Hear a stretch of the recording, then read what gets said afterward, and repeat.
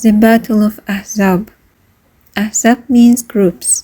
The Battle of Ahzab took place between the Muslims and different groups of the enemy. Who was the enemy? The Jews of Medina.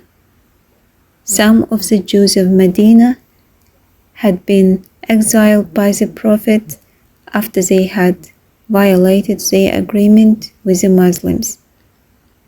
According to the peace treaty between the Jews of Medina and the Prophet, peace be upon him, which had been concluded after the Prophet's arrival in Medina, the Jews were allowed to maintain their religion and peacefully coexist with Muslims, and they had promised not to unite with the enemies of Islam, but they did.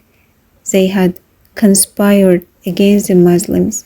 The peace treaty allowed Muslims to kill the Jews in case they committed treason against them, but when they actually betrayed Muslims by cooperating with idol worshippers against Muslims, Prophet did not kill them. Instead, he exiled them.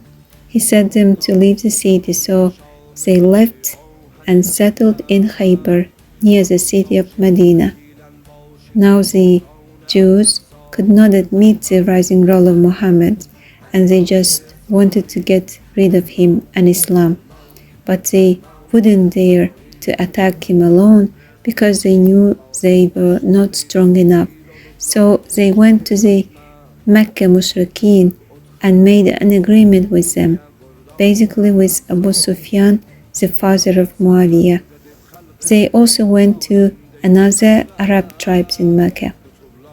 20 or more tribe leaders of Jews said that they had 700 men, fighters, and they needed their support to defeat Muhammad. So the parties to the Ahzab battle were the initiated Jewish tribe Bani Nadir, Jewish tribe Bani Nail, Mushrikeen of Mecca, Abu Sufyan and his followers, and other Arab tribes. Mushrikeen had asked the Jews to prostrate before their idols to prove their loyalty, and the Jews, who were the people of book, who worshipped one God, accepted their proposal. This was a disgraceful act. Even Jewish historians and scholars have condemned it. God condemns their act in Surah Nisa of the Holy Quran.